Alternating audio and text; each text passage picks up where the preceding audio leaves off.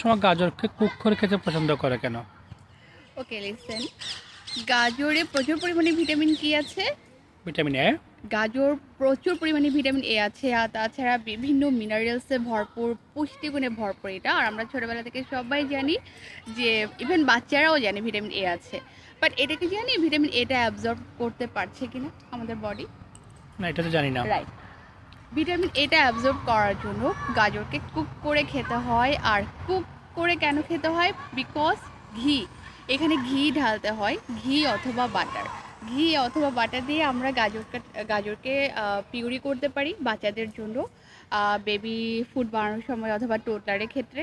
আর আমরা অ্যাডাল্ট যারা, তারা আমরা গাজরের হালুয়া করে খেতে পারি। আর গাজরের হালুয়া করার সময় আমরা এখানে ঘি দিয়ে রান্না করতে পারি, তারপর বাটার দিয়ে আমরা গাজরের হালুয়াটা করতে পারি।